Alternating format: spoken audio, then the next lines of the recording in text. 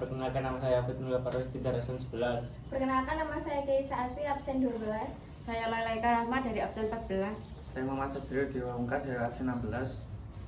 Saya Muhammad Isripat dari absen 3. Order baru runtuh pada 1 Mei 1980 setelah Presiden Soeharto mengundurkan diri akibat tekanan kuat dari berbagai pihak. Penyebab utamanya adalah krisis ekonomi 1987 membuat nilai rupiah jatuh dan harga kebutuhan pokok melonjak tajam. Selain itu, pemerintah Soeharto dianggap syarat korupsi, kolusi, dan nepotisme, serta melakukan pembatasan kebebasan politik dan pelanggaran HAM.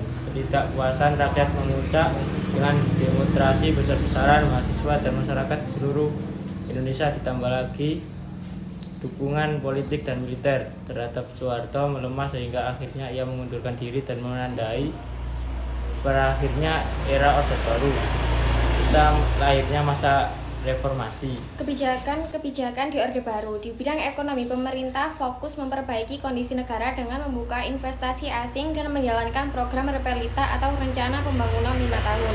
Tujuannya buat membangun infrastruktur dan meningkatkan hasil pertanian. Hasilnya, Indonesia sempat sukses swasembada beras tahun 1984. Dalam politik, pemerintah menerapkan asas tunggal Pancasila dan menyederhanakan partai jadi 3, Golkar, PPP, dan PDI. Ada juga kebijakan dwifungsi ABRI, di mana militer ikut terlibat dalam pemerintahan. Tujuannya menjaga stabilitas, tapi sayangnya kebebasan rakyat jadi terbatas. Sedangkan di bidang luar negeri, Indonesia menerapkan politik bebas aktif, menolak komunisme, dan ikut mendirikan ASEAN tahun 1967. Kebijakan ini dibikin Indonesia lebih terbuka dan dihormati di dunia internasional. Kali ini kita akan membahas tentang sistem pemerintahan Orde Baru. Masa pemerintahan yang dimulai setelah berakhirnya Orde Lama, tepatnya sejak tahun 1966 hingga 1998, di bawah kepemimpinan Presiden Soeharto. Awal mula Orde Baru setelah masa pemerintahan Presiden Soekarno berakhir. Indonesia mengalami masa transisi yang disebut Orde Baru, yang bertujuan sebenarnya bagus, yaitu untuk memperbaiki kondisi politik, ekonomi, sosial yang sempat kacau pada masa sebelumnya. Sistem pemerintahan Orde Baru menganut bentuk republik dengan sistem presidensial.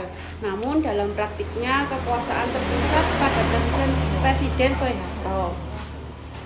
Keberhasilan Orde Baru yaitu perekonomian Indonesia tumbuh pesat, yang kedua ada infrastruktur perkembangan, dan yang ketiga stabilitas keamanan relatif terjaga.